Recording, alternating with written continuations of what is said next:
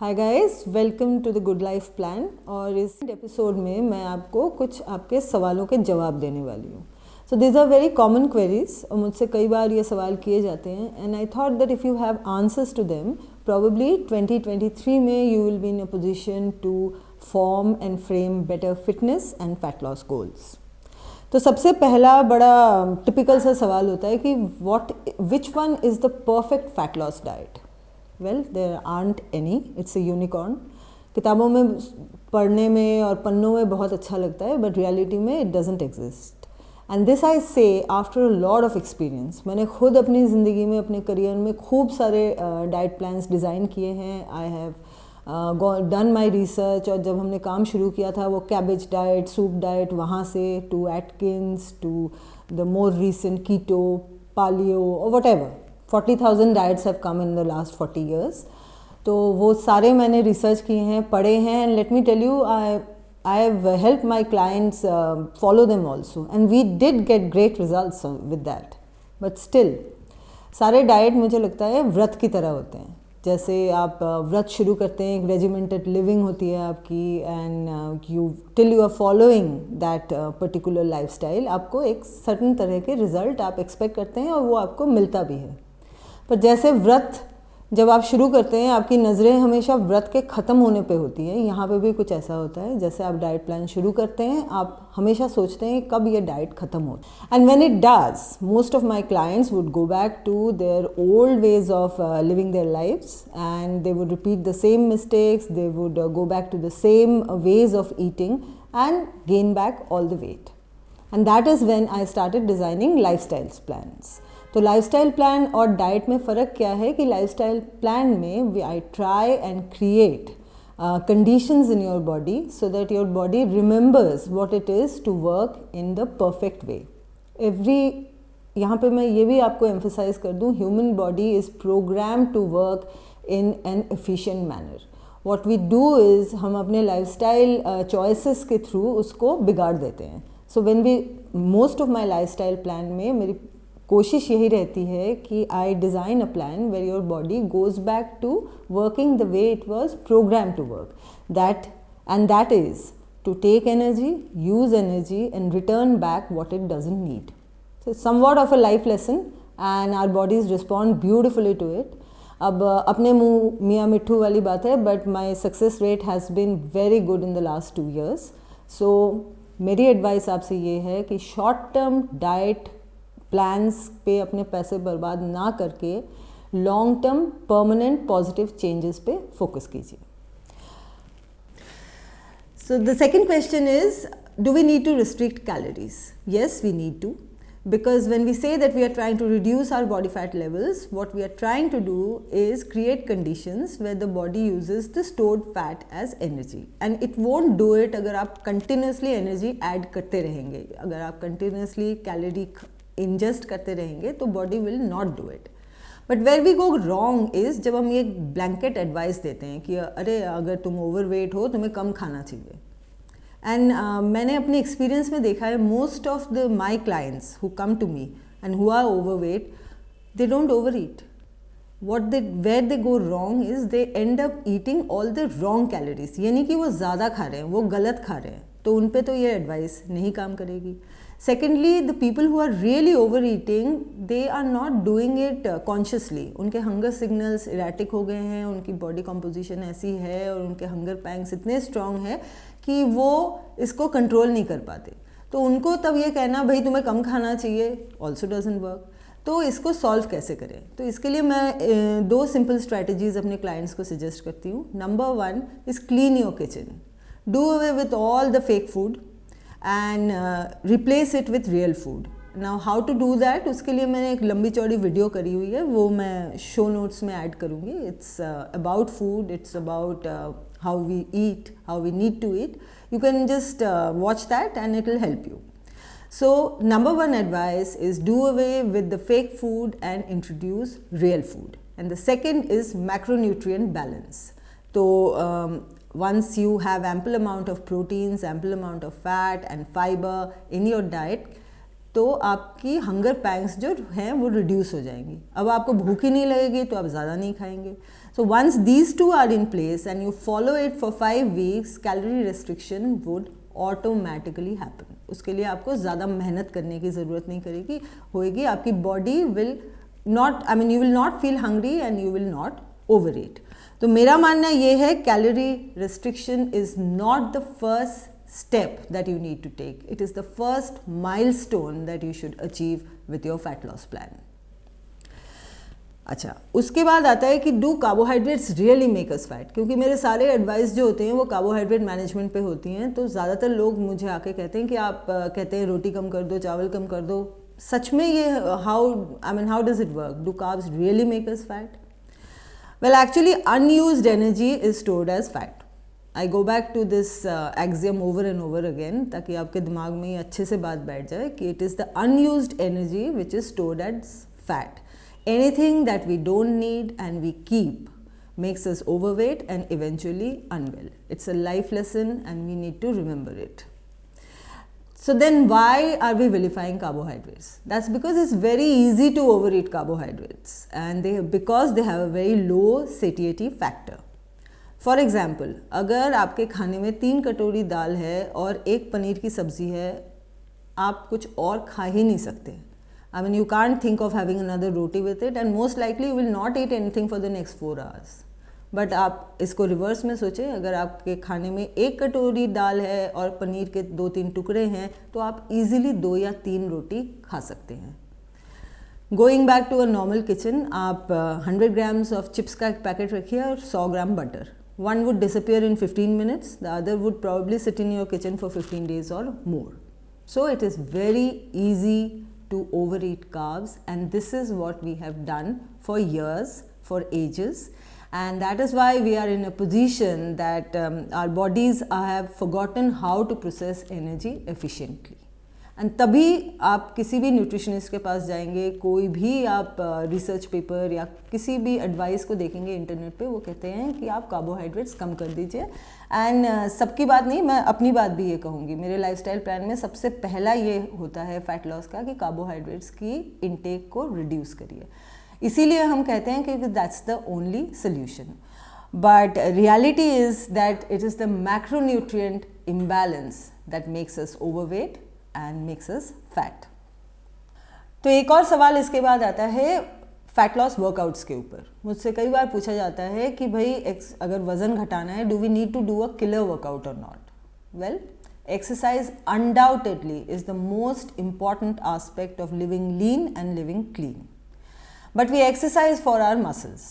Our muscles are our organs of longevity. They demand our attention and activity.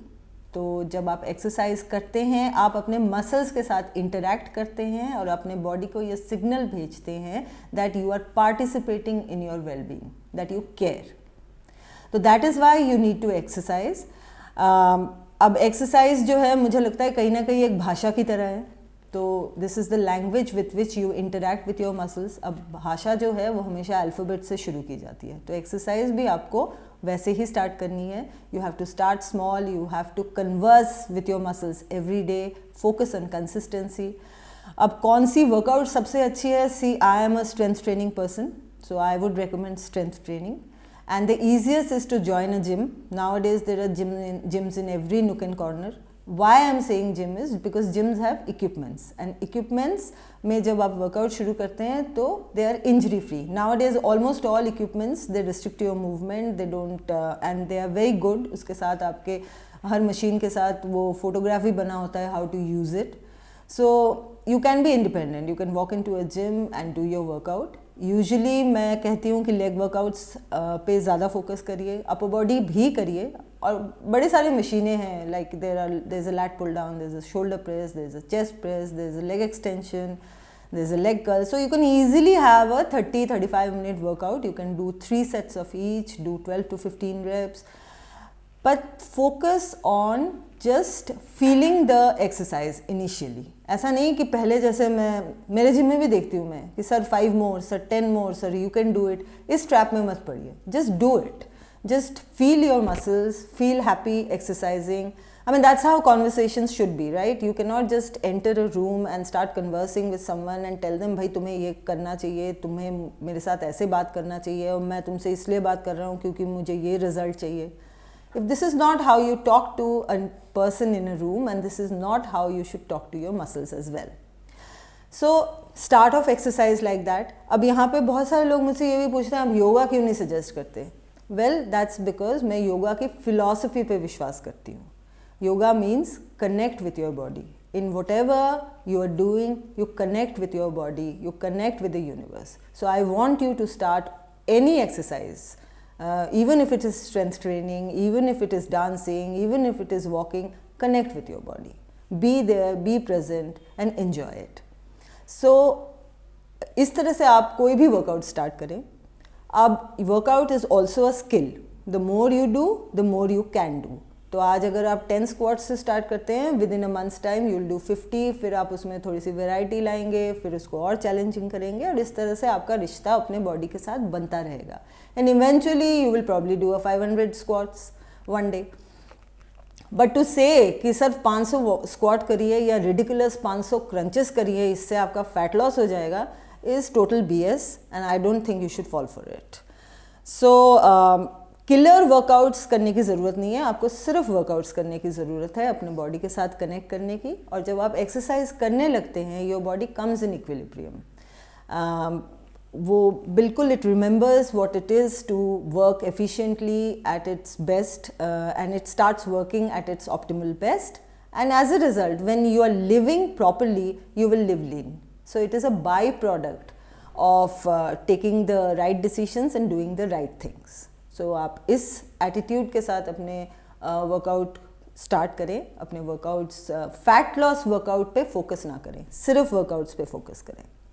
तो एक और सवाल मुझसे पूछा जाता है कि isn't eating healthy food expensive? Well, unfortunately it's true. We are living in a society जहाँ चिप्स के पैकेट और ये बिस्किट्स और fruit juices is cheaper than quality proteins, fruits and vegetables. आप किसी भी दुकान में चले जाइए, white bread will be cheaper than multigrain bread. The organic vegetables will be expensive. I mean ये सब सच्चाई है. So yes, eating healthy food और choosing health is more expensive. But then it is also the time where we need to reinvent our definition of expensive. If investing in your health today saves you from spending your money on medicines and blood reports and those scans and doctor's visit, and also save your family from the trauma of seeing you suffer, then I don't think it's that bad, right? और एक चीज़ और भी आता है यहाँ पे, थोड़ा अजीब लग सकता है, मगर काफ़ी लोग मुझे ये कहते हैं कि नहीं, आप ये जो कह रहे हैं ना, ये दवाइयों के पैसे और ये blood reports and the scans, ये सब हमारे हेल्थ इंश्योरेंस में कवर हो जाता है. आप जो हेल्थ की बात कर रहे हैं, ये इसके लिए हमें पैसे इन्वेस्ट करने पड़ रहे हैं, ये हमारे हेल्थ इंश्योरेंस वगैरह में कवर नहीं होती. Again a very sad state of affairs, but it's true. But health insurance is also a misnomer. Health insurance has got nothing to do with your health. वो सिर्फ ये कह रही है कि आप बीमार पड़ेंगे तो हम आपको बीमारी में आपको पैसे दे देंगे, और ये अस्यूम भी कर रहे हैं कि कहीं ना कहीं कभी ना कभी तो आप बीमार पड़ेंगे, तो आप अभी से अपने पैसे जो है हमारे इंश्योरेंस में डाल दीजिए. मेरा मानना ये है कि हेल्थ इंश्योरेंस से ज़्यादा अगर आप वो पैसे अपने को हेल्दी रखने में इन्वेस्ट करें तो मेरे ख्याल से लाइफ सबकी बड़ी अच्छी जाएगी. सो प्रोज एंड कॉन्स वे करें एंड चूज़ वाइजली. तो अब बात आती है, महाभारत तो सारी हो गई कि इतनी सारी बातें मैंने आपको बता दी, तो अब मेरे एडवाइस क्या है. तो मुझसे लोग ये पूछते हैं कि आप हमें क्या बताएंगे so that we can start living a lean and a clean life.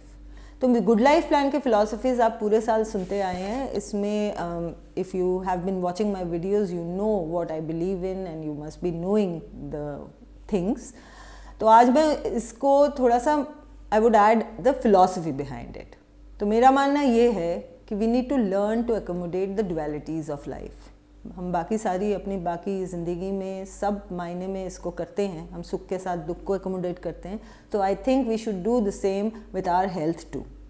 जैसे सुख के साथ दुख होता है, वैसे ही आपको फीस्टिंग के साथ फास्टिंग रखनी है। अगर आप दिन में 12 घंटे खाना खाते हैं तो आपको 12 घंटे की फास्ट रखनी है। अगर आप 8 घंटे काम करते हैं तो आपको 8 घंटे सोना है। अगर आप 6 घंटे काम करते हैं तो 6 घंटे सोना है। अगर आप बिल्कुल काम नहीं करते तो आपको नींद आएगी नहीं। So I think you need to start working. जिस तरह से आप अपने रिश्तों को रखते हैं, you keep the real close to you and the fake away from you, you have to extend the same courtesy to your food. You have to do away with the fake food and keep the real food. जिस तरह से आप बाकी सारे रिश्तों के लिए वक्त निकालते हैं, आपको अपने मसल के साथ भी रिश्ता बनाना है। You have to give exercise, you have to make exercise a priority. अगर आप अपने बॉस का कॉल पूरे दिन ले सकते हैं, I am sure you can make 30 minutes आप निकाल सकते हैं अपने मसल्स के लिए भी। So start conversing with your muscles and start exercising. And remember, last but not the least, remember you are very special. The universal energy flows through you and has chosen you to experience life. So respect your self and respect your body. So with that, I come to the end of this episode. I hope Good Life Plan is helping you in your fitness quest. If it is, please do like, share and subscribe. Wish you all a very happy new year. Good night and thank you.